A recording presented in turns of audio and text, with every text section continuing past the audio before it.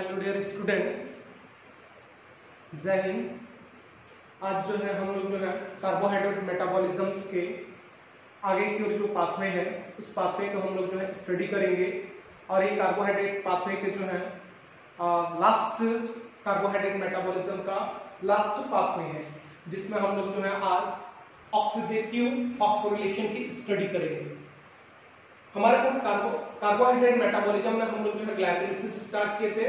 Glycolysis में जो है वन मॉलिक्यूल ग्लूकोज जो है ग्लाइकोलिसिस में जा करके जो है अंतिम जो प्रोडक्ट होता है 2-पायरुवेट का फॉर्मेशन होता है। और यह 2-पायरुवेट जो है फिर से 2-पायरुवेट जो होता है वह आगे की जो है माइटोकॉन्ड्रिया के मैट्रिक्स में आता है। और माइटोकॉन्ड्रिया के मैट्रिक्स में आने के बाद जो होती है वह पीडीएच कॉम्प्लेक्स के थ्रू से 2-एसिटिल को एंजाइम का फॉर्मेशन करता है। पायरुवेट डिहाइड्रोजिनेज जो कॉम्प्लेक्स होती है उसके थ्रू से जो प्रोडक्ट बनती है 2-एसिटिल को एंजाइम ए का फॉर्मेशन होता है।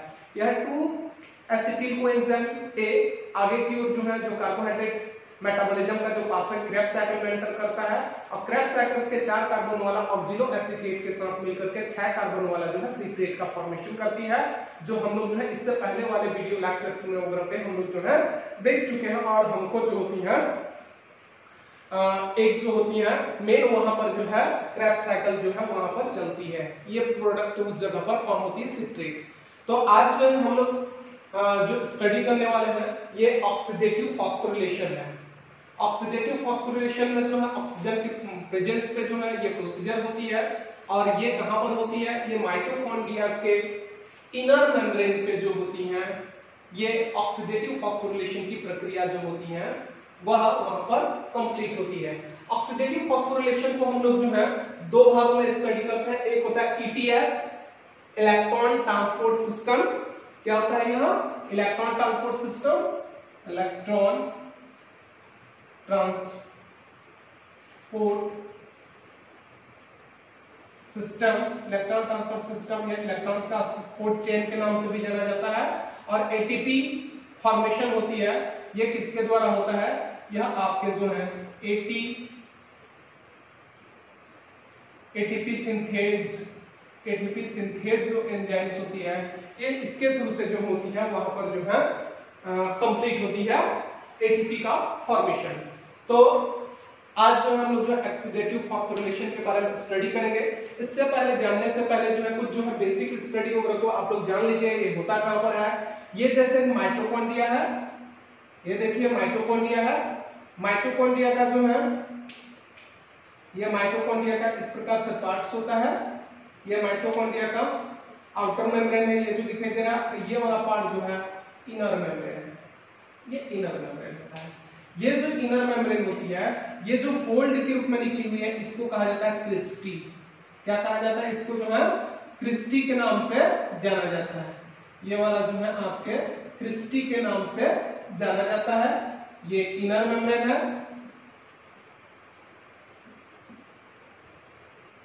Inner membrane. ये वाला part outer membrane, outer membrane का पार्ट होता है, राइट। और ये वाला पार्ट जो होता है मैट्रिक्स से।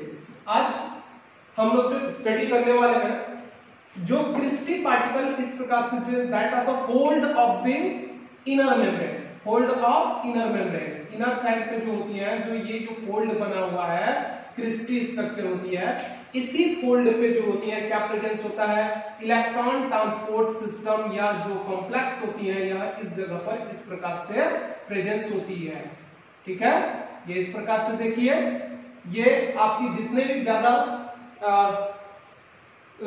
ज्यादा जो है कोई भी माइटोकॉन्ड्रिया जितनी ज्यादा फोल्डेड क्रिस्टी रहेगी उतनी ज्यादा वहां पर इलेक्ट्रॉन ट्रांसपोर्ट सिस्टम पाई जाती है। जितनी ज्यादा इलेक्ट्रॉन ट्रांसपोर्ट सिस्टम होगी उतनी ज्यादा एटीपी का फॉर्मेशन करता है।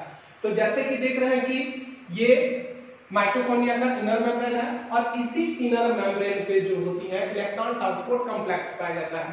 कुछ चीजें मैं बता देना चाहूंगा। आउटर मेम्ब्रेन जो होता है लगभग जो है 5000 जिसकी मॉलिक्यूलर वेट होती है, 5000 जो केडी मॉलिक्यूलर वेट की होती है, यह उस चीजों को बाय ट्रांसपोर्टर के थ्रू से फ्रीली जो होती है मूव करा सकती है आउटर मेम्ब्रेन। बट जो इनर मेम्ब्रेन होती है यह इनर मेम्ब्रेन विदाउट किसी भी ट्रांसपोर्टर या विदाउट किसी कॉम्प्लेक्स के थ्रू से जो है आयंस को भी वह पार करने नहीं देता, इम्परमिएबल होता है, जिसके कारण से इसके इस वाले जगह पर, ये वाला कौन सा जगह है देखिए, ठीक है, ये वाला मैट्रिक्स का पार्ट है, मैट्रिक्स का पार्ट है, और ये वाला कौन सा पार्ट हो जाएगा, इंटरमेम्ब्रेन स्पेस। आगे इसको हम लोग देख रहे हैं, इंटरमेम्ब्रेन स्पेस। ये आपकी मैट्रिक्स और इंटरमेम्ब्रेन स्पेस में जो होती है, जो भी मॉलिक्यूल्स होती हैं, उनकी कंसंट्रेशन डिफर होती है। क्यों ऐसा होता है? क्योंकि यह बहुत सारे जो चीजें होती हैं, मॉलिक्यूल्स हुआ, बायोमॉलिक्यूल्स हुआ, या आयंस हुआ, या हाइड्राइड आयंस वगैरह होती हैं, यहाँ पर डिफर होता है, यहाँ पर डिफर होता है, क्योंकि इसका इनर मेम्ब्रेन जो होती है इम्परमिएबल होती है। जब तक कि उसकी कॉम्प्लेक्स वगैरह नहीं होती है तो उस जगह पे किसी भी चीजों को वह पार करने नहीं देता है। इस कारण से जो कंसंट्रेशन ग्रेडियंट जो होती है, that are the different each other from matrix to intermembrane space because the presence of the inner membrane, right. तो that structure of the clear cut of the mitochondria. Mitochondria की electron transportation कहां पर होती है? या mitochondria के inner membrane में होती है, और उस इनर मेम्ब्रेन की जो होती है, जो क्रिस्टी वाला जो पार्ट होता है, वहां पर जो है इलेक्ट्रॉन ट्रांसपोर्ट सिस्टम पाई जाती है, और यही इलेक्ट्रॉन ट्रांसपोर्ट सिस्टम जो होती है इलेक्ट्रॉन को कैरियर करते हैं। देखिए हम लोग जो है ग्लाइकोलिसिस में से NADH निकाले थे, NADH निकला हुआ था, इसके अलावा PDH में NADH निकला हुआ था, राइट है, मतलब कि आपकी ग्लाइकोलिसिस में, ग्लाइकोलाइसिस में NADH निकला है, ठीक है, इसके अलावा PDH में निकला हुआ है NADH, राइट है,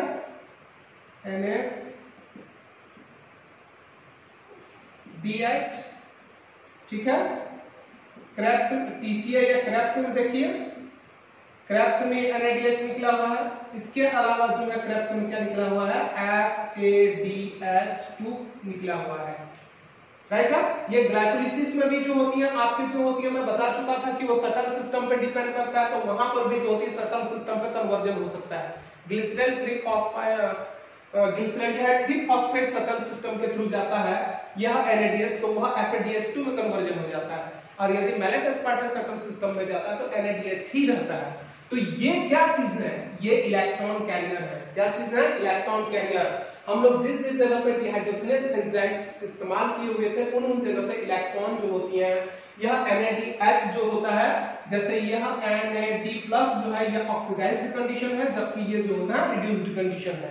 आगे हम इसी को जो है ऑक्सीडेशन करते हैं, ये रिडक्शन से क्या करते हैं, इसको जो है ऑक्सीडेशन करते हैं, जिससे कि इलेक्ट्रॉन जो होती है मूव करके, इसी प्रक्रिया को हमको जो है आगे लेकर के देखना है, राइट है। ये सब क्या है? NADH चाहे FADH है, ये इलेक्ट्रॉन कैरियर है, राइट है बात, इलेक्ट्रॉन कैरियर है, ये इलेक्ट्रॉन को कैरी करते हैं, और यह आपकी जो है NADH जैसे होती है वो रिड्यूस्ड कंडीशन में होती है।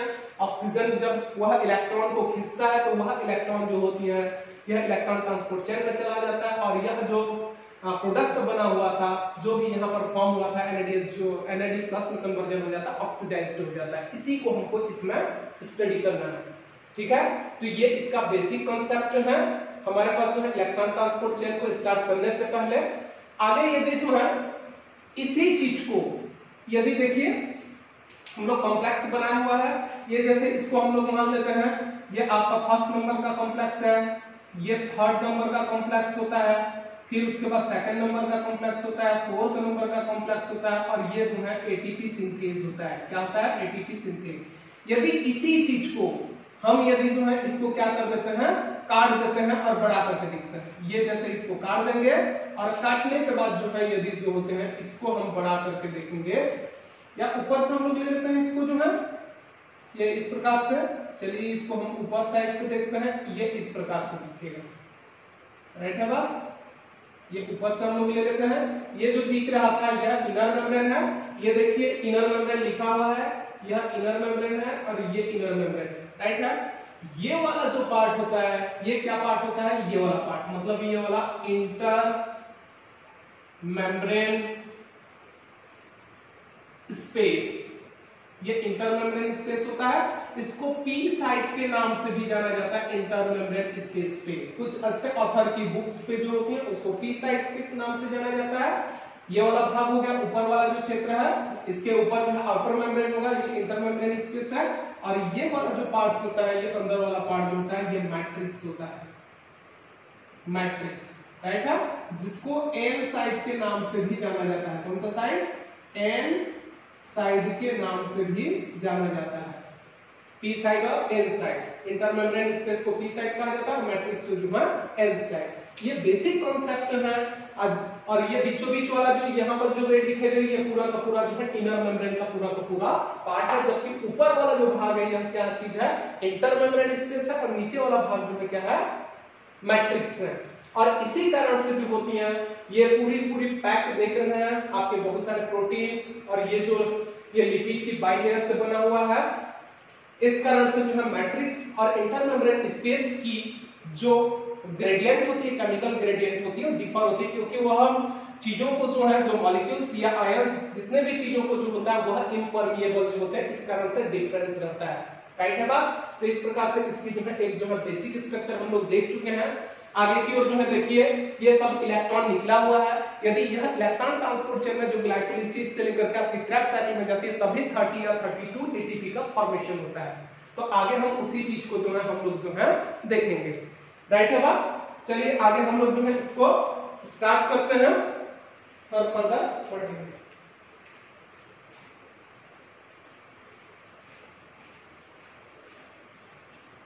देखिए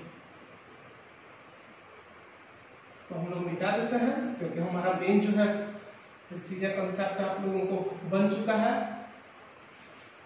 आपको बहुत इजी चीज है, देखते रहिए। एक बार इलेक्ट्रॉन ट्रांसपोर्ट चेन आप लोग समझ जाएंगे तो एकदम आपको बहुत ही इजी लगेगा। इलेक्ट्रॉन ट्रांसपोर्ट चेन में कुछ नहीं है, यह सबसे सिंपल स्ट्रक्चर्स है, और सबसे आपके जो है थॉट पे और आपकी एक बहुत बेसिक कॉन्सेप्ट बनेगी, जिससे आपको कभी भी जो है इलेक्ट्रॉन ट्रांसपोर्ट चेन में जो है कभी भी डिफिकल्टीज नहीं आएगी और बहुत बेटर अंडरस्टैंडिंग होगा। ये जो हम मटेरियल पढ़ रहे हैं, ये आपकी जो है प्रिंसिपल ऑफ बायोकेमिस्ट्री लैनिंजर से है, जिसके राइटर्स जो है कॉक्स एंड नैल्सन, इससे पहले मैं बता चुका हूं, आगे रेफरेंस भी हम लोग देखेंगे। बहुत ही अच्छी मटेरियल्स हैं और आगे हम लोग जो है इसको स्टडी कर रहे हैं, राइट। ये देखिए हमारे पास जो है कॉम्प्लेक्स है 1 2 3 4 5, ये प्रोटीन्स है। ये जो है ये लिपिड बाइलेयर में आप लोग फ्लूइड मोज़ेक मॉडल पढ़े हुए हैं, जिसमें जो है इंटीग्रल प्रोटीन होती है, तो ये इंटीग्रल प्रोटीन्स है, राइट है। प्लस ये लिपिड बाइलेयर में इस प्रकार से वो धंसा हुआ है, राइट है। नेक्स्ट देखिए आपकी जो है ये कॉम्प्लेक्स नंबर फर्स्ट होता है, ये कॉम्प्लेक्स नंबर सेकंड होता है, ये कॉम्प्लेक्स नंबर थर्ड होता है, और कॉम्प्लेक्स नंबर फोर्थ होता है, जो कि आपके इलेक्ट्रॉन ट्रांसपोर्ट चेन की 4 कॉम्प्लेक्स होती हैं, 1 2 3 4। ये 4 कॉम्प्लेक्स होते हैं इलेक्ट्रॉन ट्रांसपोर्ट चेन के। लेकिन इलेक्ट्रॉन ट्रांसपोर्ट चेन की जो कॉम्प्लेक्स होती हैं वह 1 2 3 के सीरीज में नहीं होती है, 1 रहता है, 3 रहता है, 2 रहता है और 4 रहता है। इस प्रकार से इलेक्ट्रॉन ट्रांसपोर्ट चेन की सिस्टम की स्टडी होती है। तो सबसे पहले इलेक्ट्रॉन ट्रांसपोर्ट सिस्टम को हम लोग स्टडी करते हैं। ये इलेक्ट्रॉन ट्रांसपोर्ट सिस्टम है, ये जो 4 मॉलिक्यूल 4 आपके जो प्रोटीन दिखाई दे रहे हैं इंटीग्रल प्रोटीन, यही आपकी सिस्टम है।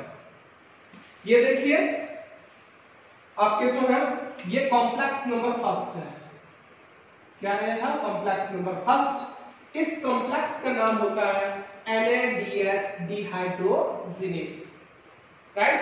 फर्स्ट कॉम्प्लेक्स का नाम क्या होगा? NADH dehydrogenase. यह एंजाइम्स है, इसका सबस्ट्रेट कौन होगा? NADH होगा, ठीक है। और उसका प्रोडक्ट क्या फॉर्म होगा? NAD+ का फॉर्मेशन होता है। आगे हम देखेंगे इलेक्ट्रॉन ट्रांसपोर्ट चेन के।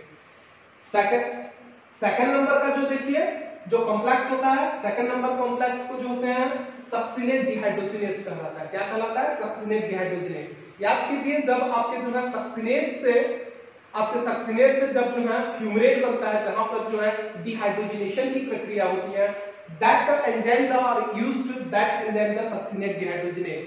They have the role play for the substrate succinate dehydrogenase, succinate that convert into fumarate, right? Or at a time that the formation of the FADH2, 2 molecule of FADH2 formation यहाँ पर हो रही थी। आपके succinate dehydrogenase यही एक लौता enzyme जो Krebs cycle में काम करता है, वह इंटर मेम्ब्रेन स्पेस में क्या रहता है, सॉरी इनर मेम्ब्रेन में धंसा हुआ रहता है। बाकी जितने भी एंजाइम्स होंगे आपकी क्रेब्स साइकिल की, चाहे पीडीएच की, ये सारे के सारे जो क्या रहते हैं, ये मैट्रिक्स में जो रहती हैं फ्रीली रहती हैं, उसके मैट्रिक्स वाला पार्ट में फ्रीली होती है, जबकि ये वाला जो ये आपके सक्सिनेट डिहाइड्रोजनेट जो रहती है वह इंटीग्रल प्रोटीन होती है, इनर मेम्ब्रेन में धंसा हुआ रहता है। ठीक है, ये सेकंड नंबर का होगा। थर्ड नंबर को देखिए, थर्ड नंबर की जो कॉम्प्लेक्स होता है उसका नाम होता है साइटोक्रोम BC1। साइटोक्रोम BC1 के नाम से जाना जाता है। साइटोक्रोम क्या होता है? इलेक्ट्रॉन कैरियर होती है। साइटोक्रोम क्या होता है? इलेक्ट्रॉन कैरियर होती है। तो थर्ड हमारे पास क्या हो गया? साइटोक्रोम BC1 हो गया। Complex number 4, complex number 4 is called the cytochrome oxidase. That point have the use of the oxygen. Oxidation होती है। हमारे पास जो इलेक्ट्रॉन क्यों खींचता है? क्योंकि इलेक्ट्रॉन तभी खींचेगा जब ऑक्सीजन जो होता है वह क्या होता है, वह आपकी नेगेटिवली चार्ज होती है, और वही इलेक्ट्रॉन को जो होती है खींचने का काम करते हैं, आपके हॉपिंग का काम करती है, जिसके कारण से इलेक्ट्रॉन जो होती है, चाहे आपके फर्स्ट से स्टार्ट होता है, चाहे आपके सेकंड से स्टार्ट होता है, वही इलेक्ट्रॉन जो होती है फोर्थ नंबर कॉम्प्लेक्स में जो होती है, वही ऑक्सीजन इलेक्ट्रॉन को जो है खींचने का काम करता है। हमारा ऑक्सीजन जो हम रेस्पिरेशन कर रहे हैं, जो रेस्पिरेशन करके वो कहां पर जाती है? फाइनली जो जाती है फोर्थ नंबर कॉम्प्लेक्स में जाती है, और वही इलेक्ट्रॉन को खींचने का काम करती है, और यहाँ पर जो है वाटर मॉलिक्यूल का फॉर्मेशन होगा, हम आगे देखेंगे। राइट है बात? ये आपकी फोर्थ नंबर की कॉम्प्लेक्स साइटोक्रोम ऑक्सीडेज। देखते रहिए होता क्या है कि हमारे पास जो है ये इस प्रकार से इलेक्ट्रॉन कैरियर दो हैं, NADH और FADH2। ये इस प्रकार से ये इलेक्ट्रॉन जो कैरियर्स होती हैं, यहां पर देखिए फर्स्ट नंबर कॉम्प्लेक्स में NADH डिहाइड्रोजनेज पे काम करती है, और यहां पर जो होती है इसका सबस्ट्रेट कौन होता है? NADH। ये कौन सा एंजाइम है? Complex number first, complex number third, ये कॉम्प्लेक्स नंबर क्या है? थर्ड है, और ये कॉम्प्लेक्स नंबर सेकंड, और ये कॉम्प्लेक्स नंबर 4। राइट है, यही उसका नाम हम लोग लिखे हुए हैं। तो यह आपकी NADH सबस्ट्रेट होती है, और ये एंजाइम मिल करके जो होती है एंजाइम प्लस सबस्ट्रेट बनती है, और प्रोडक्ट का फॉर्मेशन करती है NAD+ का। ठीक है, और जब यह इससे फॉर्मेशन हो जाता है तो यहां से दो इलेक्ट्रॉन रिलीज होती है। That two electron move on FMN flavin mononucleotides में जाती है, जो कि कॉम्प्लेक्स नंबर फर्स्ट में जो है प्रेजेंस इसकी जो है प्रोस्थेटिक ग्रुप से हो रही होती है, एंजाइम की जो होती है कुछ उसकी कोएंजाइम कोफैक्टर्स होती हैं, ये FMN में जाती है, फ्लैविन मोनोन्यूक्लियोटाइड्स में जाती हैं, और यह फ्लैविन मोनोन्यूक्लियोटाइड आगे की ओर ये इलेक्ट्रॉन को जो है कहां पर भेज दिया जाता है? आयरन सल्फर सेंटर में। किसमें भेज दिया जाता है? आयरन सल्फर सेंटर में भेज दिया जाता है। इस प्रकार से इलेक्ट्रॉन जैसे ही जो है कहां पर पहुंचता है? आयरन सल्फर सेंटर में पहुंचता है। एट ए टाइम जब इलेक्ट्रॉन दो इलेक्ट्रॉन इसमें रन करता है, यहां से दो इलेक्ट्रॉन को यह खींचता है, FMN लेता है, और वह FMN आने की ओर इलेक्ट्रॉन को आयरन सल्फर सेंटर कर दिया जाता है। एट ए टाइम जो होती है मैट्रिक्स से 4 प्रोटॉन आयंस जो होती हैं कहां पर चला जाता है? इंटरमेम्ब्रेन स्पेस में। हाइड्राइड आयन या 4 प्रोटॉन आयन जो होती है कहां पर चला जाएगा? यह इंटरमेम्ब्रेन स्पेस में चला जाता है। और कब जाता है? जब एक NADH जो होती है रन करती है, तो फर्स्ट नंबर कॉम्प्लेक्स से 4 प्रोटॉन आयन जो होती हैं मूव कर जाता है। आगे देखिए, ये इलेक्ट्रॉन जो है, ये दो इलेक्ट्रॉन फर्दर आगे की ओर जो होती हैं, ये फर्स्ट नंबर कॉम्प्लेक्स से जो है थर्ड नंबर कॉम्प्लेक्स की ओर जाती है। इन दोनों के बीच जो होती है एक इंटर, यहाँ पर जो है मीडिएटर के रूप में काम करने वाला एक इलेक्ट्रॉन कैरियर होता है, जिसको कहलाता है यूबिक्विनोन। क्या कहलाएगा वह? यूबिक्विनोन। और ये यूबिक्विनोन जो होती है, ये भी आपके जो है रिडक्शन और ऑक्सीडेशन के थ्रू से यूबिक्विनोन का फॉर्मेशन करती हैं। ये यूबिक्विनोन जो होती है, ये लिपिड सॉल्युबल होती है, इस कारण से लिपिड बाइलेयर्स में जो होती है क्या होती है? यहाँ पर जो है यह प्रेजेंस है, हाइड्रोफोबिक नेचर का होता है। और इस जगह पर यह इलेक्ट्रॉन को जो होती है फर्दर आगे की ओर यूबिक्विनोन को दिया गया, आयरन सल्फर सेंटर यूबिक्विनोन को इलेक्ट्रॉन को देता है, और यह इलेक्ट्रॉन फर्दर आगे की ओर जो है किसको दे दिया जाता है? यह आगे की ओर जो होती है आयरन सल्फर सेंटर में जाता है, आयरन सल्फर सेंटर में जाएगा। इसके अलावा यह आयरन सल्फर सेंटर के अलावा जो है कुछ इलेक्ट्रॉन जो होती हैं साइटोक्रोम B को चला जाता है, और ये साइटोक्रोम बी में यदि जाता है, क्या इलेक्ट्रॉन जाएगा, यदि साइटोक्रोम बी में चला जाता है तो यहाँ से जो है ये पुनः यूवी क्विनोन में आ जाता है और यूवी क्विनोन के थ्रू से पुनः आयरन सल्फर सेंटर पर जाता है। और यह आयरन सल्फर सेंटर में आने के बाद जो होती है यह इलेक्ट्रॉन को जो होती है कहां पर फर्दर दे दिया जाता है, आगे की ओर जो होती है साइटोक्रोम C1 को दिया जाता है। इसको दिया जाएगा साइटोक्रोम C1। यहाँ पर हमको नाम याद रखना पड़ेगा। देखिए सेकंड नंबर की कॉम्प्लेक्स का क्या नाम है, साइटोक्रोम BC1, मतलब दो वहां पर साइटोक्रोम है, एक साइटोक्रोम B है और साइटोक्रोम C1 है। तो सबसे पहले आपके जो है इलेक्ट्रॉन देखिए कहां से जाता है, यह जो है आपके जो है इन दोनों दिशा पे जा रहा है।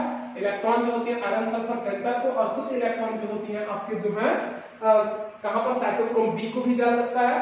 और इस प्रकार से जो है यदि साइटोक्रोम बी पे जाता है तो फिर यूवी क्विनोन में आती है और फिर से यह जो है यूवी क्विनोन के थ्रू से फाइनली जो है यह कहां पर चला जाता है आयरन सल्फर सेंटर पे। आयरन सल्फर सेंटर में जाने के बाद जो होती है यह इलेक्ट्रॉन कहां पर मूव करेगा, यह इलेक्ट्रॉन जो है साइटोक्रोम C1 को जाता है, राइट है, C1 को जाएगा। एट ए टाइम जिस प्रकार से कॉम्प्लेक्स नंबर फर्स्ट में जो है 4 प्रोटॉन आयन जो होती है मैट्रिक्स से इंटरमेम्ब्रेन में जा रहा था, उसी प्रकार से जो होती है ये क्या करता है, इसके मैट्रिक्स से 4 प्रोटॉन आयन जो होती है इंटरमेम्ब्रेन स्पेस में पुनः चला जाता है। यहां से मतलब फर्स्ट नंबर कॉम्प्लेक्स से जो है 4 प्रोटॉन आयन जो होती है मैट्रिक्स से इंटरमेम्ब्रेन स्पेस में गया, राइट। उसके बाद जो है कॉम्प्लेक्स नंबर थर्ड से भी जो है आपके 4 प्रोटॉन आयन जो होती है मैट्रिक्स से इंटरमेम्ब्रेन स्पेस में जाते हैं। इसके थ्रू से एक आपकी NADH के रन करने से, एक NADH हम लोग लिए हैं, 2 NADH यहाँ पे नहीं है, एक NADH से देख रहे हैं कि आपके फर्स्ट नंबर कॉम्प्लेक्स से 4 गया है, थर्ड नंबर से 4 गया है। आगे इलेक्ट्रॉन देखिए रन करेगा, यह इलेक्ट्रॉन जो है रन करता है फर्दर, ठीक है, इलेक्ट्रॉन रन करेगा।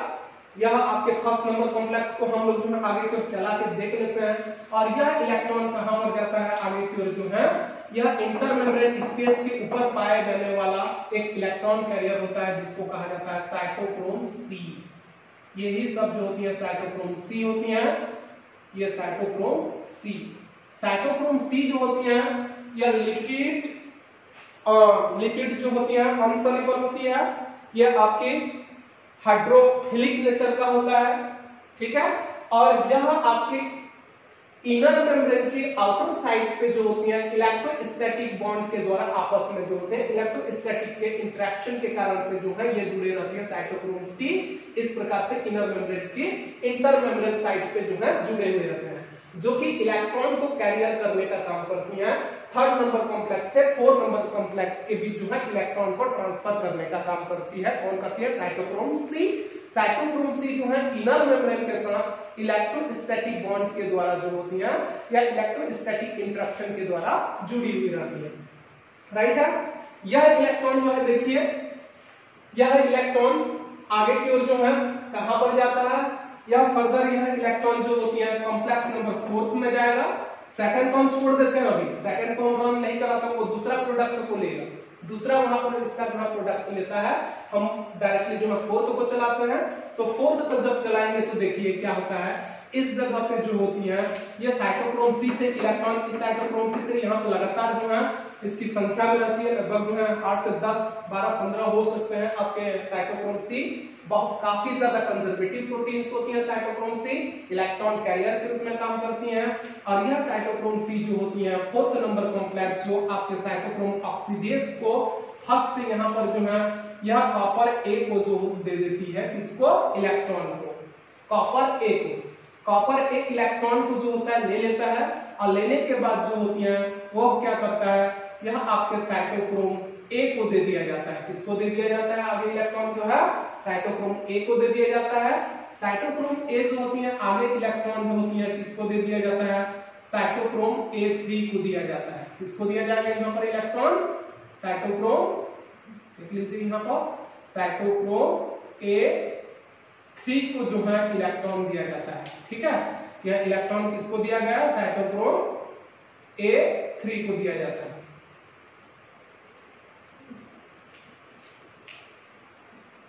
आपके जो है 3 हो गया, साइटोक्रोम A से जो है किसको दिया गया, साइटोक्रोम A3 को इलेक्ट्रॉन दिया गया।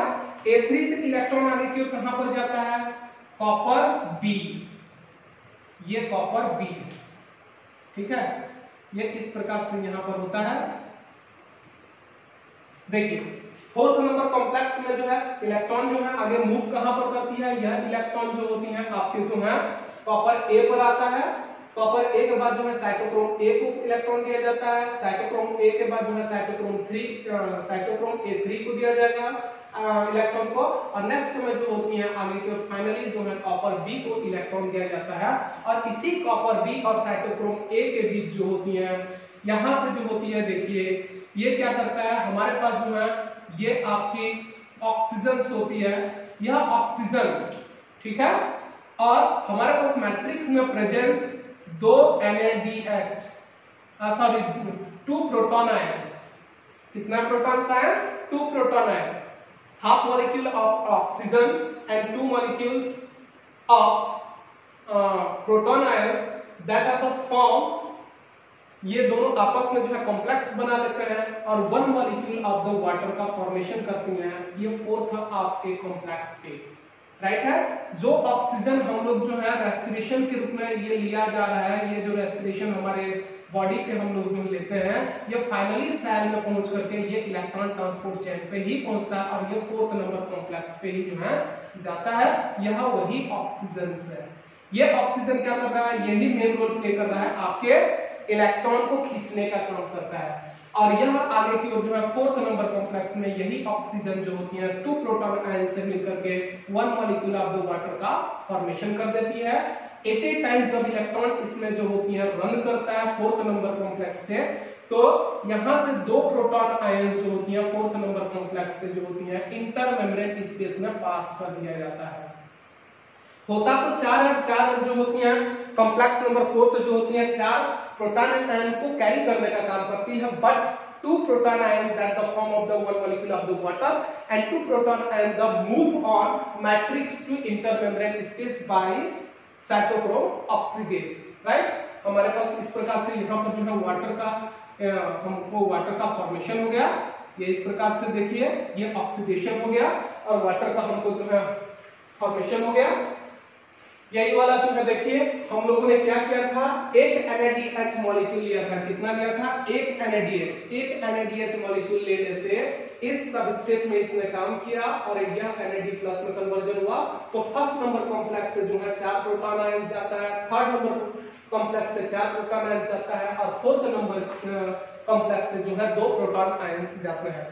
तो इस प्रकार से एक NaDH के रन करने से इसके एक NaDH के रन करने से 10 प्रोटॉन आयन जो होती हैं, 10 प्रोटॉन आयन जो होती हैं मैट्रिक्स से इंटरमेम्ब्रेन स्पेस में पहुंचता है। इंटरमेम्ब्रेन स्पेस में पहुंचता है एक NaDH से। कितना NaDH से?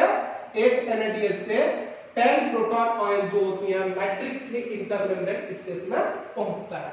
अब लगातार क्या होगा देखिए, यहाँ पर प्रोटॉन आगे बढ़ते चले जाएंगे तो इधर जो है एक जो है पॉजिटिवली चार्ज बनते चला जाता है। क्या चार्ज बनते चला जाएगा? Positively charge. और यहाँ जो है प्रोटॉन आयन का कंसंट्रेशन कम होने के कारण से नेगेटिवली चार्ज, ये इलेक्ट्रोकेमिकल ग्रेडियंट फॉर्म हो जाता है। इधर जो है इलेक्ट्रोकेमिकल ग्रेडियंट फॉर्म होता है, या आपके जो है पॉजिटिवली चार्ज हो जाता है और नीचे साइड मैट्रिक्स साइड जो है क्या हो जाता है? Negatively charge. आगे बढ़ने से पहले हमारे पास जो है सेकंड नंबर कॉम्प्लेक्स को हम रन कराते हैं। यदि NaDH नहीं है उस कंडीशन में FADH2 होगा। जब भी FADH2 होगा, जब भी इसको जो है NaDH तो रहेगा ही रहेगा, लेकिन FADH2 रहती है तो उस कंडीशन में देखिए ये आपकी जो होती हैं एंजाइम्स होती हैं। यह आपकी कौन सा एंजाइम है? सक्सिनेट डिहाइड्रोजिनेट। यह सक्सिनेट को जो है क्या करता है? सक्सिनेट होता है, देखिए सक्सिनेट जो कि आपके क्रेब्स साइकिल में था, यह आपके जो है किसमें कन्वर्जन होता है? फ्यूमरेज में, फ्यूमरेट में जो है कन्वर्जन होता है। इस प्रकार से इसमें कन्वर्जन हुआ, फ्यूमरेट में हुआ। और 80 टाइम्स जो होती हैं जो क्या रहता है यहाँ पर जो है जो फॉर्मेशन हुआ है, तो इस जगह पे जो है आपके FAD क्या रहता है यहाँ पर जो है FAD H जो रहता है FAD प्लस जो था वह आगे की ओर जो है किस में कन्वर्जन हो जाता है, या फर्दर इस जगह पे जो है आपके जो है इसमें कन्वर्जन हो जाएगा FADH2 पे, FADH2 पे, ठीक है। और जब वह FADH2 में कन्वर्जन ये इस प्रकार से रहता है, ठीक है, FADH2 वगैरह पे होती है, मतलब ये जब यहाँ से जो है फ्यूमरेट का फॉर्मेशन होता है, सक्सिनेट से फ्यूमरेट बनता है, तो वहां से जो है आपके जो होती है यह FADH2 का फॉर्मेशन होती है, और यह FADH2 जो है आगे की ओर जो है यह इलेक्ट्रॉन, 2 इलेक्ट्रॉन को जो है आयरन सल्फर सेंटर में दे दिया जाता है, ठीक है। सक्सिनेट से फ्यूमरेट बनता है तो 2 आपके जो है FADH2 बनता है, और यह FADH2 से 2 इलेक्ट्रॉन को जो है किसको दे दिया जाता है, आयरन सल्फर सेंटर को। किसको दिया गया है, आयरन सल्फर सेंटर, राइट है। ये आयरन सल्फर सेंटर देखिए, जैसे यहाँ पर आयरन सल्फर सेंटर था, यह आयरन सल्फर सेंटर जो है ये किसका आयरन सल्फर सेंटर है, यह आपके जो है कॉम्प्लेक्स नंबर 2 आपके succinate dehydrogenase. Iron sulphur centre के द्वारा जो है इलेक्ट्रॉन फर्दर आगे की ओर बढ़ा दिया जाता है, यह इलेक्ट्रॉन मूव करता है और कहां पर जाता है, यूबी क्यूनॉन। कहां पर जाएगा, यूबी क्यूनॉन, जो कि आपके लिक्विड सॉल्युबल एक प्रोटीन लिक्विड सॉल्युबल होती है, और यह लिक्विड सॉल्युबल जो होती है आगे की ओर इलेक्ट्रॉन किसको दे दिया जाता है, यह आगे की ओर जो है साइटोक्रोम बी को दे दिया जाता है इलेक्ट्रॉन को, और यह आपके जो है इलेक्ट्रॉन साइटोक्रोम बी के बाद यूबी क्यूनॉन में आता है, और यूबी क्यूनॉन के द्वारा जो होते हैं डायरेक्टली जो होती है कहां पर दे दिया जाता है, 3rd नंबर कॉम्प्लेक्स के जो है आयरन सल्फर सेंटर को इलेक्ट्रॉन दे दिया जाता है। मतलब यहाँ देखिए इलेक्ट्रॉन यहाँ से मूव किया, FADH2 से 2 इलेक्ट्रॉन लेकर के कहां पर पहुंचा था, यह आपकी जो है आयरन सल्फर सेंटर में पहुंच के कॉम्प्लेक्स सेकंड के, और यह इलेक्ट्रॉन आगे के लिए यूबी क्यूनॉन को दिया जाता है, और वह यूबी क्यूनॉन आगे की ओर जो है साइटोक्रोम बी को दिया जाता है 3rd नंबर की कॉम्प्लेक्स को, और यही इलेक्ट्रॉन आगे की ओर जो है पुनः यूबी क्यूनॉन को दिया जाता है, और ये यूबी क्यूनॉन आगे की ओर जो है 3rd नंबर कॉम्प्लेक्स के सल्फर सेंटर को दिया जाता है। ये सल्फर सेंटर जो है इस प्रकार से 2 इलेक्ट्रॉन को जो होती है साइटोक्रोम C1 को दे दिया जाता है, राइट है बात। मतलब यहीं से घूम करके इस प्रकार से रन करेगा इलेक्ट्रॉन, आगे की ओर उसी प्रक्रिया में रन करेगा। एट ए टाइम जब 3rd नंबर कॉम्प्लेक्स में जो है ये इलेक्ट्रॉन मूव करती है, तो इस जगह से जो होती है मैट्रिक्स से 4 प्रोटॉन आयन इंटरमेम्ब्रेन स्पेस में क्या हो जाएगा, पार कर जाएगा। इलेक्ट्रॉन 2 इलेक्ट्रॉन मूव करेगा, जैसे 1st नंबर पे काम किया था, ये फर्स्ट साइड नहीं आएगा, ये आपके 3rd पे ही आएगा, ये अलग है, इसका आपके सबस्टेट वगैरह जो है अलग लेगा। तो आपके 3rd नंबर की जो होती है कॉम्प्लेक्स से जो होती है मैट्रिक्स से इंटरमेम्ब्रेन स्पेस में जो है 4 प्रोटॉन आयन्स को जो है मूव कर देते हैं एट ए टाइम। देखिए यही वाला जो मूवमेंट होता है, तो इसी जगह पे साइटोक्रोम C से जो है C1 से जो है आगे के इलेक्ट्रॉन को जो है साइटोक्रोम C को दिया जाता है, साइटोक्रोम C से कंटीन्यूअस इस प्रकार से जो है 4th नंबर कॉम्प्लेक्स में पहुंचता है इलेक्ट्रॉन। यहां से ये रन किया इलेक्ट्रॉन, ये इस प्रकार से रन करके पहुंच रहा है। इलेक्ट्रॉन रन करके जो है कॉपर A को जाती है 4th number complex cytochrome oxidase को, फिर ये साइटोक्रोम A को जाता है, साइटोक्रोम A3 को जाता है, और कॉपर B को जाता है। एट ए टाइम जो होती है हाफ मॉलिक्यूल या 1 मॉलिक्यूल ऑफ ऑक्सीजन और आपके 2 प्रोटॉन आयन मिलकर के वाटर का फॉर्मेशन करती हैं, और at a time 4th number complex से 2 प्रोटॉन आयंस को मैट्रिक्स से इंटरमेम्ब्रेन स्पेस में पार कर दिया जाता है। तो इस प्रकार से जो है 3rd नंबर कॉम्प्लेक्स से हमको 4 प्रोटॉन आयंस का जो है मैट्रिक्स से इंटरमेम्ब्रेन स्पेस में हम लोगों ने पार किया है, और 4th नंबर कॉम्प्लेक्स में जो है मैट्रिक्स से इंटरमेम्ब्रेन स्पेस में 2 प्रोटॉन आयन का पार करते हैं। तो इस कारण से देखिए यहाँ पर जो हम लोग लिख सकते हैं कि एक FADH2 से जो है हमको जो है इंटरमेम्ब्रेन स्पेस में जो है 6 प्रोटॉन आयन जो होता है पार करता है। कितना, 6 जो है इंटरमेम्ब्रेन स्पेस में जो है पार करता है 6, जबकि यहाँ पर कितना था, ये 10 था। मैं ये मैट्रिक्स का पार्ट है, देखिए एक NADH से कितना आपके प्रोटॉन आयन मूव कर रहा था इंटरमेम्ब्रेन स्पेस में, यह 10 कर रहा था, जबकि आपके एक FADH2 से जो है 6 प्रोटॉन आयन जो होती है मैट्रिक्स से इंटरमेम्ब्रेन स्पेस में पार करता है। ठीक है, तो लगातार यहाँ से जो है प्रोटॉन आयन जो होती हैं या लगातार प्रोटॉन आयन जो होती हैं मैट्रिक्स से इंटरमेम्ब्रेन स्पेस में चलते चले जाते हैं। तो इस कारण से होता क्या है कि यह प्रोटॉन का कंसंट्रेशन बढ़ते चला जाता है और उस प्रोटॉन का कंसंट्रेशन बढ़ने के कारण से वहां पर क्या होता है, देखिए उसके कारण से एक इलेक्ट्रोकेमिकल ग्रेडियंट बन जाता है। यहाँ पर जो है प्रोटॉन आयन का कंसंट्रेशन बढ़ते चला जाता है, जिसके कारण से यहाँ पर जो है pH मान भी जो है हाइपर होते चले जाएंगे और यहाँ पे पॉजिटिवली चार्ज जो है बढ़ते चला जाएगा, जबकि यह जो है नेगेटिवली होते चला जाएगा। इस चीज को जो है लगातार बढ़ने के कारण से जो है, क्योंकि यदि लगातार बढ़ता चला जाएगा, यदि कोई ट्रांसपोर्ट नहीं होगा, कोई चीजें जो है आपके इंटरमेम्ब्रेन स्पेस से जो है मैट्रिक्स में नहीं आएगा, ठीक है, मैट्रिक्स में नहीं आएगा तो क्या होगा, ये टूट जाएगा, फट जाएगा, ब्लास्ट हो जाएगा, ब्रस्ट कर जाएगा। तो जब इलेक्ट्रोकेमिकल ग्रेडियंट बढ़ते चला जाता है तो एट ए टाइम जो है हमारे पास जो है एक एंजाइम्स होती है और उस एंजाइम्स का नाम होता है एटीपी सिंथेज। और एटीपी सिंथेज ही जो है क्या करते हैं, एटीपी का सिंथेसिस करता है। देखिए यह आपके इलेक्ट्रोकेमिकल ग्रेडियंट बना हुआ और इसी इलेक्ट्रोकेमिकल ग्रेडियंट के कारण से होता क्या है कि एक बार में जो एटीपी सिंथेज होता है, एक बार में 4 प्रोटॉन आयंस को इंटरमेम्ब्रेन स्पेस से मैट्रिक्स में लाने का काम करता है। कितने प्रोटॉन आयन को एक बार में 4 प्रोटॉन आयन को जो होती हैं कहां से, इंटरमेम्ब्रेन स्पेस से मैट्रिक्स में लाने का काम करते हैं। और जब 4 प्रोटॉन आयन जो होती हैं इंटरमेम्ब्रेन स्पेस से मैट्रिक्स में पहुंचती है तो एट ए टाइम जो होती है एक एटीपी का फॉर्मेशन होता है, राइट है। देखिए यहां से 4 प्रोटॉन आयन जो होती हैं मूव करती हैं और यह मूव करके कहां पर पहुंचता है, यह पहुंचता है आपके मैट्रिक्स में। इस जगह पे इस प्रकार से एक बार में जो है कितना प्रोटॉन आयन पहुंच रहा है, 4 प्रोटॉन आयन जो है पहुंच रहे हैं कहां से, इंटरमेम्ब्रेन स्पेस से मैट्रिक्स में।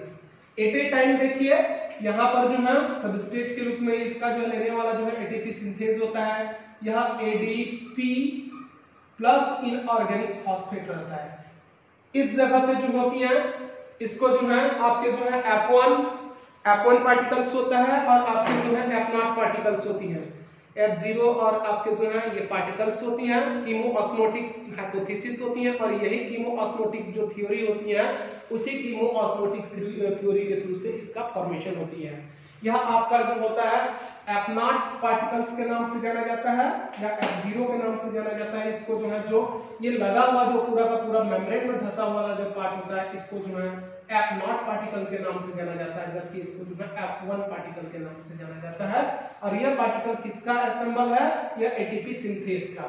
तो हुआ क्या कि आपके F0 और आपके जो है F1 ये मूव करती है, बिल्कुल जो है एक चरखे के जैसा मूव करता है और उसकी 4 साइट होती हैं और उन चारों साइट में जो होती हैं आपके प्रोटॉन आयन जो होती हैं आगे के मूव करती हैं, जिसके कारण से फर्दर जो होती हैं यही आपके F1 में जो होती है एडीपी प्लस इनऑर्गेनिक फॉस्फेट मिल करके किसका फॉर्मेशन करती हैं, एटीपी का फॉर्मेशन होता है। यह आपके जो है किसका फॉर्मेशन होगा, एटीपी, जिसके लिए हम काम कर रहे हैं एनर्जी। यही वो एनर्जी है जिसके लिए हम लोग जो है क्या कर रहे हैं, काम कर रहे हैं। देखिए जब एक बार आपका F1 पार्टिकल घूमता है तो 4 प्रोटॉन आयन को जो है इंटरमेम्ब्रेन स्पेस से मैट्रिक्स में ला देता है और उसी समय जो होती है एडीपी प्लस इनऑर्गेनिक फॉस्फेट मिलकर के जो होती है एटीपी का फॉर्मेशन करती है, राइट है। तो मतलब कि हमारे पास जो है एक एटीपी के फॉर्मेशन के लिए कितनी हमको जो है क्या जरूरत होती है, प्रोटॉन आयन की 4 प्रोटॉन आयन की आवश्यकता होती है। तो इस प्रकार से जो है ये क्यों ऐसा होता है, क्योंकि यहाँ पर जो है हमको एटीपी का भी फॉर्मेशन करना है, साथ ही साथ जो इलेक्ट्रोकेमिकल ग्रेडियंट होता है, इसी इलेक्ट्रोकेमिकल ग्रेडियंट को हमको कम भी करना है और ये इसी के थ्रू से आता है, तभी एटीपी का फॉर्मेशन होगा। यदि यह मेम्ब्रेन के थ्रू से आ जाएगा तो लीकी फॉर्मेशन हो जाएगा, बहुत सारे चीजें हो सकते हैं, आयंस फोर हो सकती हैं, थर्मोजेनेसिस वगैरह की प्रक्रिया हो सकती है, एटीपी का फॉर्मेशन नहीं होगा, ठीक है। तो हमारे पास जो होती है एटीपी सिंथेज के थ्रू से यही प्रोटॉन आयन जो होती हैं इंटरमेम्ब्रेन स्पेस के मैट्रिक्स में आती हैं। और ये कौन सा प्रोटॉन आयंस है, यही वाला प्रोटॉन्स। ये देखिए हम लोग जो लिए हुए थे फर्स्ट नंबर कॉम्प्लेक्स में जो प्रोटॉन्स लिए थे यही वाला प्रोटॉन्स है और यही वाला प्रोटॉन है। यही वाला प्रोटॉन जो होती है आगे की ओर जो है मूव करती हैं इस प्रकार से और 4-4 के जो है कंडीशन में जो है मूव करेगा, राइट है बात। तो इस प्रकार से जो है 4 प्रोटॉन आयन जो होती हैं इंटरमेम्ब्रेन स्पेस से मैट्रिक्स में आती है तो एक एटीपी का फॉर्मेशन होता है। आगे हम लोग जो है हिसाब किताब देख लेते हैं इसका जो है, देख लीजिए इस प्रकार से आपके जो है इलेक्ट्रॉन ट्रांसपोर्ट चेन जो होती है चलती है, राइट है। चलिए आगे हम इन चीजों को हम लोग देखते हैं, कितना एटीपी और कितना आप लोग जो है हम इसको मिलता है, इन सब चीजों के बारे में हम लोग थोड़ा सा देख लेते हैं। देखिए ये सक्सीनेट होता है, सक्सीनेट से फ्यूमेट होता है, राइट है। देखिए मतलब कि एक NADH 10 प्रोटॉन आयंस को जो होता है मूव करता है, और एक FADH2 6 प्रोटॉन आयंस को जो होते हैं मूव करता है। तो यहाँ पर एटीपी कितना फॉर्मेशन होगा, देखिए एक NADH से कितना एटीपी का फॉर्मेशन हो रहा है, 10 प्रोटॉन को लेकर के गया है। इसका मतलब है एक एटीपी फॉर्मेशन के लिए कितने आपको प्रोटॉन आयन की आवश्यकता पड़ रहा है, 4। तो हमारे पास कितना है, एक NADH से 10 हो रहे हैं, तो 4 8 हो गया, मतलब 2 एटीपी हो गया और 2 बचा, तो वह आपके हाफ हो जाएंगे। तो इस प्रकार से जो है कितना एटीपी का फॉर्मेशन होता है, एक NADH से जो है आपको जो है 2.5 एटीपी का फॉर्मेशन होता है, 2.5 एटीपी का। कैसे, देखिए यहां से 4 गया, यहां से 4 गया, यहां से 2 गया है, तो यहां से 0.5 मिलेगा ना, और यहां से 1 मिलेगा, और यहां से 1 मिलेगा, दोनों को हम प्लस करेंगे। यह हमारा NADH चला था, तो NADH से यहां से भी आपके प्रोटॉन आयंस जो है मूव किया, फर्स्ट नंबर कॉन्टैक्ट से प्रोटॉन आयन मूव किया था, थर्ड से किया था और फोर्थ से किया था। तो टोटल हमारे पास कितना हुआ था, 10 हुआ था, राइट है। हमको एक एटीपी फॉर्मेशन के लिए कितने प्रोटॉन आयन की आवश्यकता है, 4 जरूरत है। तो ये एक आपका 4 यहां से मिल गया, 4 से 1 मिल गया, ये आपको 1 मिल गया, और यहाँ पर 0.5। तो इस कारण से 1 + 1 + 0.5 तो कितना हो जाएगा, ये आपका जो है 2.5। एक NADH से आपको जो है 2.5 एटीपी का फॉर्मेशन होता है, राइट है। एक FADH2 से देखिए कितना होता है, आपको कितना प्रोटॉन आयंस होती है, मैट्रिक्स से इंटरमेम्ब्रेन भेजे हैं 6। कैसे, देखिए आपके थर्ड नंबर कॉम्प्लेक्स में जाता है, और फर्स्ट तो जाएगा नहीं, इसका अलग एक मैकेनिज्म है, इसके लिए तो दूसरा सबस्ट्रेट की जरूरत है। तो यह आपके जो है सेकंड चला, थर्ड मूव करेगा, थर्ड से फोर्थ चलेगा, मतलब 2 जगह पे आपके इलेक्ट्रॉन पार करेंगे, थर्ड नंबर पे और फोर्थ नंबर पे। तो यहां से आपके जो है +1, देखिए ये प्लस हो गया, मतलब ये आपका 1 हो गया, 4 प्रोटॉन आयन यहां से, और ये 2 कितना हो गया, 6 हो गया। तो आपको जो है 4 प्रोटॉन आयन से जो होती है एक एटीपी का फॉर्मेशन होता है, और 2 प्रोटॉन आयन से जो होती है आपके 0.5। इस कारण से यहाँ पर जो है एक FADH2 से जो है 1.5 एटीपी का फॉर्मेशन होगा, राइट है। इस प्रकार से फॉर्मेशन हो गया। ये टोटल आपके जो है एक एटीपी चीजों का हो गया कि एक FADH2 से जो है आपको 1.5 एटीपी का फॉर्मेशन होता है, और एक NADH से जो है 2.5 एटीपी का फॉर्मेशन होता है। आगे हम टोटल ग्लाइकोलिसिस से लेकर के जो है कैप साइकिल में जितना इलेक्ट्रॉन निकला हुआ है उसको टोटल हम लोग जो है काउंट करेंगे। देख लीजिए, देखिए आपको इस जगह पे हम लोग इसको बना लेते हैं। ये देखिए ग्लाइकोलाइसिस, इससे पहले वाले स्ट्रक्चर में भी हम लोग जो है देख चुके थे। ये PDH है, ये आपका क्रेब्स है, ये इस प्रकार से हुआ है, ठीक है। चलिए आगे हम लोग जो है इसका कैलकुलेशन करते हैं। कैलकुलेशन पे यदि देखेंगे, देखिए बहुत ध्यान से इसको देखते रहिए आप जो है। ग्लाइकोलिसिस में आपको जो है मिला हुआ क्या था, इस जगह पे जो है ग्लाइकोलिसिस में जो है 2 एटीपी डायरेक्टली फॉर्मेशन हुआ था। कितना, 2 एटीपी का डायरेक्टली जो है आपको फॉर्म हुआ था। इस प्रकार से 2 एटीपी फॉर्मेशन हुआ है, ठीक है, और 2 NADH फॉर्म हुआ है, ठीक है। ये 2 NADH जो है आगे की ओर जाकर के देखिए होता क्या, 2 एटीपी से आपको 2 ही एटीपी का, ये तो इसका कैलकुलेशन हो गया, और 2 NADH से जो है आपके जो है 3 एटीपी या 5 एटीपी का फॉर्मेशन करता है। वह डिपेंड करता है शटल सिस्टम पर, इस पे डिपेंड करता है। मैं पहले वाले क्लास में इसको बता चुका हूं। इसमें डिपेंड करता है शटल सिस्टम पर, शटल सिस्टम पर डिपेंड करता है। आगे वाला क्लास में हम शटल सिस्टम पढ़ेंगे, ठीक है, 2 शटल सिस्टम। तो एक NADH से आपके 2 NAD, यहाँ पर यदि देखिए 3 ATP या 5 ATP का फॉर्मेशन होता है। ऐसा इसलिए है, देखिए यदि ये मॉलिक्यूल रन करेगा तो 2 है वहां पर, इंटू ये 2 हो जाएगा तो ये 3 हो जाएगा, और यदि 2.5 है और उसको यदि आप 2 से मल्टीप्लाई करोगे तो वहां 5 हो जाता है। तो या तो जो है आपको जो है, ठीक है, 2 से करेंगे तो ये आपका 5 हो जाएगा। तो आपके ग्लाइकोलिसिस की जो NADH होती है वो सटल सिस्टम पे डिपेंड करती है, या तो वह आपके 3 ATP का फॉर्मेशन करेगा या 5 ATP का फॉर्मेशन करेगा। एंड देखिए नेक्स्ट जो है अगला वाला जो है PDH, देखिए यहाँ पर भी 2 NADH निकलते हैं, और ये 2 NADH निकल करके जो होती है कितना ATP का, ये सब कहां पर जाएंगे, ये सब इलेक्ट्रॉन ट्रांसपोर्ट चेन पे जाएंगे। यही वाला जो है ये NADH जो होती है साइटोसोल में फॉर्म हुआ था, वही साइटोसोल से जो होती है माइटोकॉन्ड्रिया की मैट्रिक्स में अंदर जाता है कौन सा NADH, और वही सटल सिस्टम पे जो होती है जाने के कारण से 3 या 5 ATP। ये PDH जो है कहां पर चला है, मैट्रिक्स में, और यह भी जो है इलेक्ट्रॉन ट्रांसपोर्ट चेन में चलेगा, और इससे जो है आपके जो है 2 है, एक से कितना मिला था, एक NADH से 2.5 into 2 कितना हो जाएगा, यह 5 ATP, राइट है। नेक्स्ट देखिए क्रेब्स साइकिल में जो है आपके 2 ATP या 2 या होता है ना यहाँ पर 2 GTP का फॉर्मेशन होता है। तो टोटल आपके इस जगह पे जो है रेड में लिख देते हैं 2 ATP या 2 GTP होता है, जो आगे जाकर के 2 ही ATP हम इसको गिनते हैं, 2 ATP एनर्जी से होता है 2 ATP, राइट है। ये आपकी क्रेब्स साइकिल का है, किसका है यह, क्रेब्स साइकिल का। क्रेब्स साइकिल में नेक्स्ट देखिए 6 क्या मिला है, NADH, 6 NADH फॉर्म होता है, और 6 NADH से आपके 15 ATP का फॉर्मेशन होता है। कितना, 15। कल इसको हम लोग देख चुके हैं। एक ऐसे आपके जो है 2 NADH से कितना मिलेगा, NADH से आपके जो है 5 मिलेगा, तो 5 इस प्रकार से 2 से मिला है तो 6 है, तो इंटू 3 कर दीजिए तो इक्वल टू कितना हो जाएगा, 15 ATP हो जाएगा। इस प्रकार से 15 ATP का फॉर्मेशन होता है, 3 जगह पे NADH निकलता है।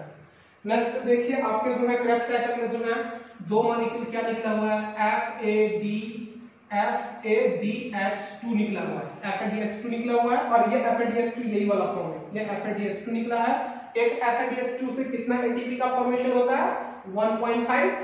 तो हमारे पास 2 FADH2 है, तो कितना हो जाएगा, यहाँ पर जो है आपके जो है 3 ATP का फॉर्मेशन होता है। कितना ATP का, 3 ATP का। अब टोटल इसको हम लोग जो है गिनते हैं, एक ग्लूकोज के लिए थे, तो एक ग्लूकोज लेते हैं तब की कंडीशन पे, राइट है।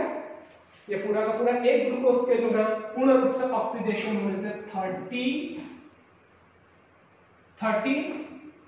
या 32 ATP का फॉर्मेशन होता है। वह 30 या 32 कौन सा डिफर कर रहा है, यहाँ पर 3 या 5, 2 बढ़ेगा एक कम होगा। तो यदि जो है आपके 3 ATP का फॉर्मेशन होता है ग्लाइकोलिसिस के NADH से, तो 30 ATP का फॉर्मेशन होता है, और यदि 5 ATP का फॉर्मेशन होता है तो 32 ATP का फॉर्मेशन होता है। तो यदि आपको पूछा जाए कि एक ग्लूकोज के पूर्ण रूप से ऑक्सीडेशन से जो है how many ATP are that the formation after oxidation, that the formation of the 30 या 32 ATP, right, 30 या 32 ATP का फॉर्मेशन होता है। इस प्रकार से जो है हमारे पास जो होती है इसका फॉर्मेशन होता है। इसका रेफरेंस देखिए, ये पूरा का पूरा मटेरियल हम लोग जो कार्बोहाइड्रेट मटेरियल पूरा मेटाबॉलिज्म पढ़े हुए हैं, ये काफी जो है स्टैंडर्ड की जो बुक है रेफरेंस देखिए,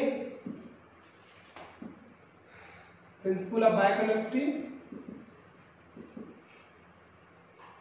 principle of biochemistry, principle of biochemistry देखिए, ये आपके जो है लाइनिजर है, ठीक है। ये आपके 5th या 7th एडिशन को लिया गया था, एडिशन कॉक्स एंड नेल्सन, ठीक है। ये बुक्स रिकमेंडेड है। इसके अलावा कुछ डायग्राम्स जो हैं ये कुछ डायग्राम जो है स्टायर की बुक से लिया गया था, जो स्टायर की जो बायोकेमिस्ट्री है उससे भी देखा गया था, लेकिन मेन जो है जो इसका जो है रेफरेंस है लैनिंजर से ही देखा गया है। तो I hope you are the best thought and best understanding of the whole carbohydrate metabolisms, glycolysis to electron transport chain, and also the ATP synthase, ATP formation. Thank you.